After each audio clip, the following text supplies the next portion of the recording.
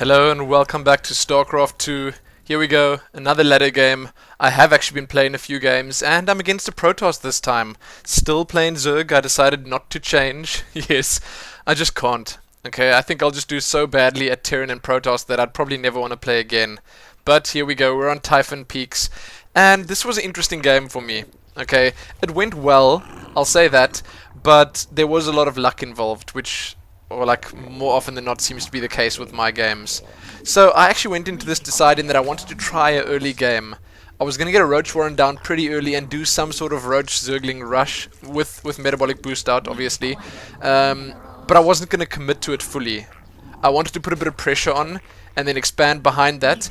But things changed as I got started here. You'll see it in just a second. You'll see what I mean. But I started off pretty normally here. I just went up to 10 supply. I was going to throw down a pretty standard, in my opinion at least, how I tend to open up in most games. 13 pool, 15 gas, and then from then on I'll just decide based on, you know, how quickly I can get his scout out of my base, how quickly I can scout his base to see what he's doing, and whatever else happens in the game. You'll see here that I scouted on 10 supply, even though my overlord's already heading out. Some people choose to scout a bit later, some people even scout earlier actually, depending on the map and the person they're playing and the race their opponent is.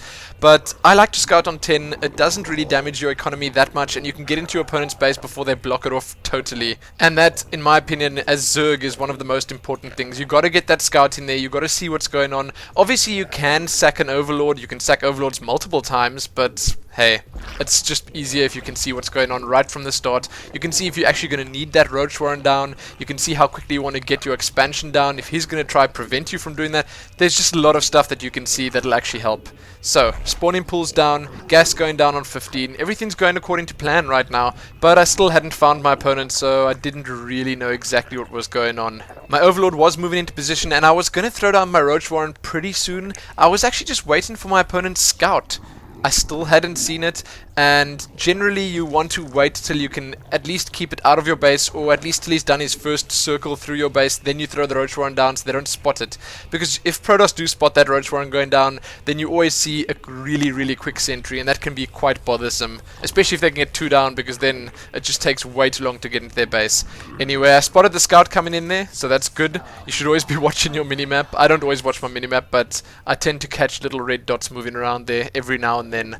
Quite lucky, I think. I was getting ready to try surround the scout with the probe if he moved into my mineral line, but he didn't. He was lucky that time. I'll let him get away with that. So after that, I felt comfortable throwing the Roach Warren down, especially with the one set of Zerglings that was on its way out here. I knew that once that was out, combined with my queen, I would be able to keep that silly probe out.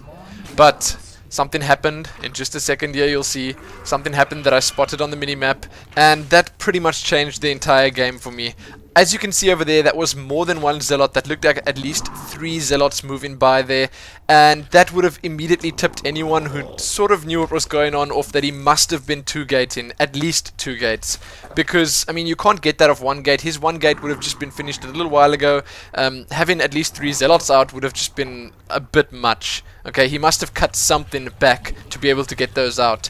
So, I assumed 2 gate. My roaches were coming out, so I was really happy with that. I had 2 of them on the way, a 3rd one just started there, and I was going to queue even more of them up. So, I was really happy with the fact that I could keep that coming. I got my inject up there finally, and I knew the second they popped, he'd have to leave. And that was in fact the case. He got like 3 shots off on my spawning pool. He saw the roaches coming out and he ran. So, yes, this ended up being pretty much a build order win.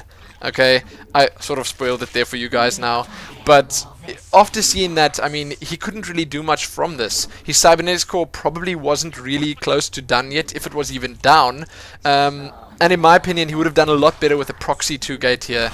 But then again, I did in fact go for quick roaches. I mean, he couldn't really do anything against this. With just like a minimal amount of micro, you can beat pretty much any amount of Zealots if they don't have charge with roaches. So I didn't want to take his bait here and go after his Zealots. I decided to just run straight for his base because I knew there wouldn't be very much defending there, and if there was anything it would be, what, pretty much Zealots and 1 or 2 Stalkers at most. So one mistake I made here, and there was actually a mistake, yes, I think I should have stopped the roach production right now. This is where I should have stopped, but I didn't. I just kept getting roaches out. And here this confirmed my suspicions of a 2-gate. He had his core up somewhere, probably in the back of his base. But Zerglings would have been a lot better because I did in fact start that metabolic boost earlier. I got it out at the general, like, the right time. The time that I would have normally gotten it out for, like, a 3-roach speedling rush. So if I had got speedlings out here, they would have been able to get here quicker to back me up. Now, I didn't manage to save that first roach there, but I did manage to pull the second one back, and he calls GG, and I honestly was pretty happy with how that game went down. This guy was once again low diamond, so I'm still playing diamond level players. I'm not that far out of reach yet. I don't know, it was an interesting game, very quick one, and I was obviously pretty happy with how it turned out. Now, I don't know how it would have worked against someone playing a longer game against me, someone not doing a cheesy 2-gate, but I think in that case it did work out very well. And that was, as I said, a bit of luck, because I didn't plan to counter his 2-gate. I didn't even know it was coming till the very end. So yeah, I got lucky with my build orders there, but still, a lot of fun, and I'll most definitely get more games up soon. So thanks for watching, let me know what you guys think about it, and check back here soon for more. Most importantly though, happy StarCrafting.